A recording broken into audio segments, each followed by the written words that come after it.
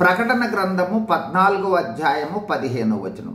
అప్పుడు మరి ఒక దూత దేవాలయములో నుండి వెడలి వచ్చి, భూమి పైరు పండి ఉన్నది, కోతకాలము వచ్చి ఉన్నది, నీ కొడవలి పెట్టి కోయమని గొప్ప స్వరముతో ఆ మేఘము మీద ఆసీనుడై ఉన్న వానితో చెప్పెను.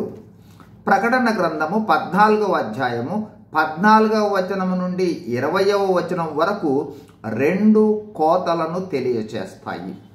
ఈ 14వ అధ్యాయంలో మొదటి దూత నిత్య సువార్తను ప్రకటిస్తున్నట్లుగా చూచాము.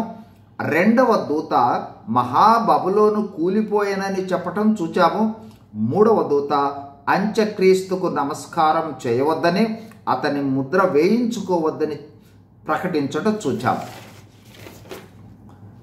ఈరోజు నాలుగవ దూత శిరస్సున సువర్ణ కిరీటము ధరించుకొని చేతిలో వాడిగల కొడవలి కలిగి ఉండి మేఘముపై ఆసీనుడైన మనుష్య కుమారుని పోలిన వానితో ఇలాగ చెప్తూ ఉన్నదన్నమాట.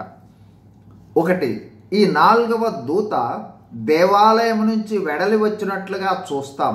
అంటే దేవాలయం నుంచి రావటము దైవాధికారాన్ని తెలియచేస్తుంది.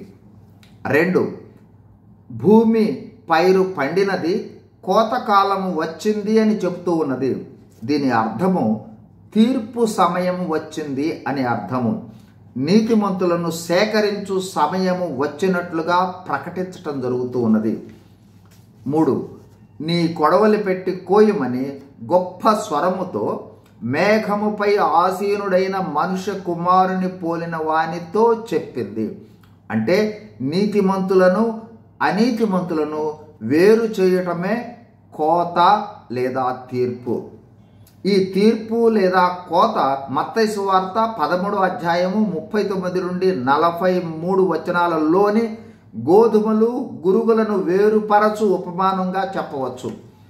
4, ఈ పంట కోతను లేదా గోధుమలు గురుగులను వేరుపరచుట మనుష్య కుమారుని పర్యవేక్షణలో జరుగుతుంది.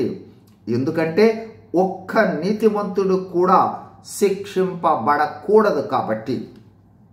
తర్వాత వాక్య భాగాలను తర్వాత వీడియోల్లో చూద్దాం. God bless you. Thank you.